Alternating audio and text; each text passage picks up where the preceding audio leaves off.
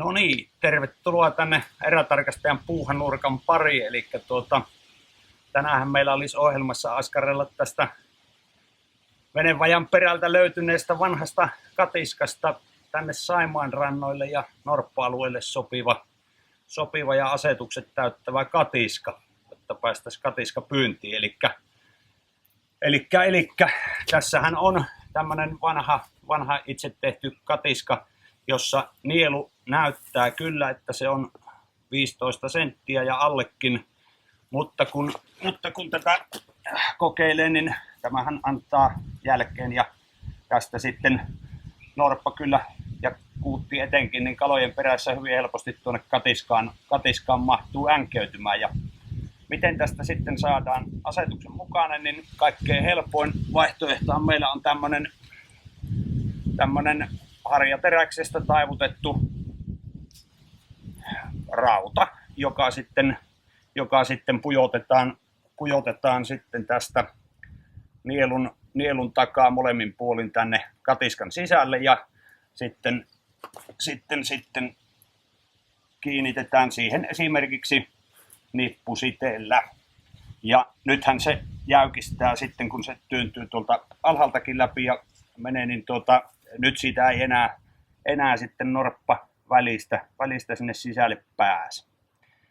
Mutta sitten, jos ei tämmöisiä rautoja nyt satu olemaan, tai eikä niitä kehtaa käydä hakemassa, kun näitäkin on ilmaisin kyllä jaossa, mutta löytyy sitten tämmöisiä ihan kaupasta saatavia nippusiteitä, mutta näissä kannattaa aina muistaa, että ostaa tämmöisiä UV-suojattuja, hyvälaatuisia nippusiteitä, että aurinko ei niitä sitten haperoita.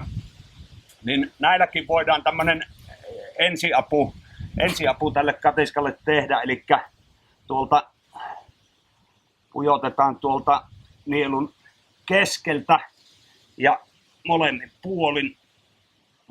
puolin noin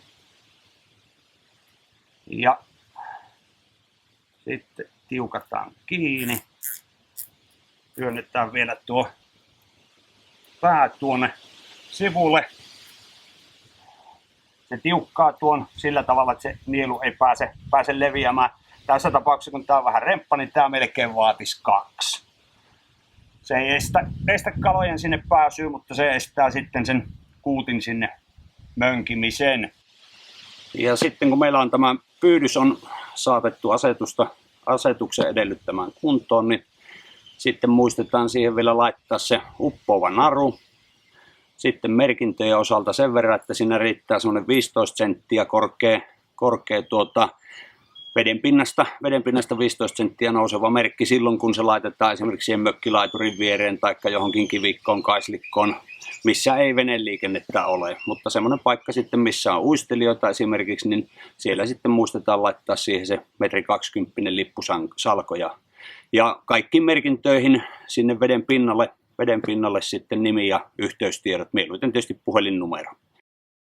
Silloin se alkaa olla asetukset täyttävä pyydys ja sitten maksetaan kalastonhoitomaksu ja selvitetään sieltä sitten osakaskunnan alueelta, että jos tarvitaan vielä osakaskunnan alueelle lupamerkit, pyydysmerkit, niin sitten laitetaan pyydyksen yhteyteen myöskin ne. Ja sitten ei muuta kuin kalasopalla.